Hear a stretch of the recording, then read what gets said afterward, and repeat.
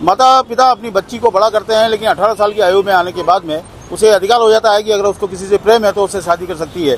लेकिन ये उम्र ऐसी मानी जाती है जिसमें वो अपने बारे में परिपक्व फैसले नहीं ले सकती है। और इसी बात को लेकर के एक पाटीदार जी हैं जो पद यात्रा कर रहे हैं धार से लेकर भोपाल तक, और माता पिता के अधिकारों के लिए वो मांग कर रहे हैं। क्या मांग है आपकी पूरी, और क्यों आपको ये प्रेरणा मिली कि यात्रा की जाए? मेरा नाम आशुतोष कुमार पाटीदार है। मैं धार जिले के ग्रामीण क्षेत्र दसाई से आता हूँ। वहाँ मैंने अपने क्षेत्र में और अपने क्षेत्र के अलावा दूसरे सभी सर्व समाज के क्षेत्र में मैंने ये पाया है कि ऐसी घटनाएं दिन प्रतिदिन बढ़ती जा रही है। और बच्चे भी आजकल जैसे माता पिता का सिर्फ यूज एंड पॉलिसी पर चलते हैं। उन्हें जब तक पढ़ना होता है वो पढ़ते हैं, उन्हें जब तक पॉकेट मनी चाहिए होती है वो पॉकेट मनी लेते हैं, कॉलेज फीस लेते हैं, एक कोचिंग फीस लेते हैं। जब लेकिन उनके सारे मकसद पूरे हो जाते हैं तो वो उन्हें यूज एंड थ्रो वाली पॉलिसी के अनुसार उनको कभी भी त्याग कर सकते हैं। और इसका सीधा सा कारण है मात्र 18 वर्ष की उम्र में दी गई उन्हें अत्याधिक छूट। बालिग होने की आज़ादी, वो बालिग होने की आज़ादी एक तरीके से छूट है, लेकिन किसी का अधिकार तभी तक उसका अधिकार होता है जब उसके अधिकारों की वजह से किसी और के अधिकारों का हनन ना हो। आप क्या चाहते हैं इसमें? मैं ये चाहता हूँ कि जो हमारे पेरेंट्स होते हैं वो अगर किसी की शादी लड़की की 18 वर्ष और लड़के की 21 वर्ष की उम्र में करवा रहे हैं तो वो माता पिता की परामर्श और माता पिता की सहमति से जो होता है तो वो एक अच्छा फैसला होता है, वो जीवन भर साथ भी चल सकता है। लेकिन जब माता पिता की सहमति नहीं होती और वो किसी के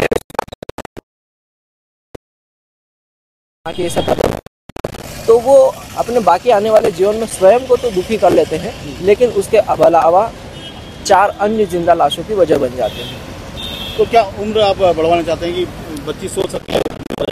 जिस तरह से अभी वर्तमान परिस्थितियां हैं और सुप्रीम कोर्ट के फैसले और लोकसभा राज्यसभा ने जिस तरह से अभी इन टिप्पणियां करी हैं, मैं इसमें चाहता हूं कि जिसमें शादी में माता पिता की सहमति हो उसमें मात्र 18 वर्ष की लड़की हेतु और 21 वर्ष के लिए लड़के हेतु सहमति से शादी अच्छी बात है।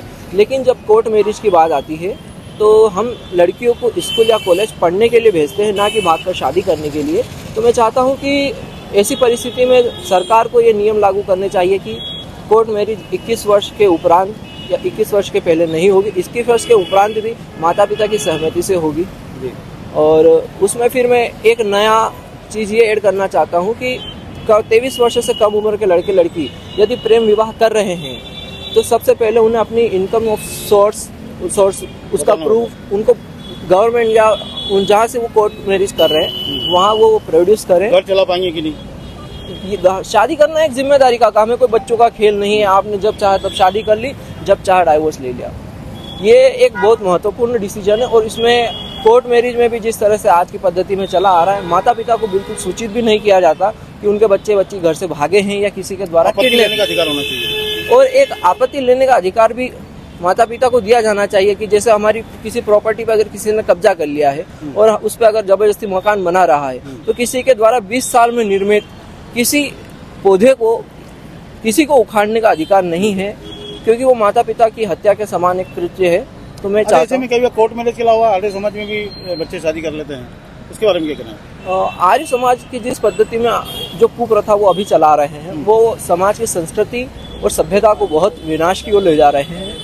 वो जब शादी करने के लिए उन्हें जब कोई डॉक्यूमेंट्स प्रोड्यूस करने को कहा जाता है तो कई बार वो फर्जीवाड़े के तहत 2 बच्चों की माता भी अपना डॉक्यूमेंट्स सही से नहीं करती और कह देती है मैं कुंवारी हूँ और शादी कर लेती हैं। ऐसा ही कोई लड़के भी करते हैं जिसका वो गलत फायदा लड़कियों के देह व्यापार और ऐसे ही अन्य घृणित कृत्य करने में इस्तेमाल करते हैं।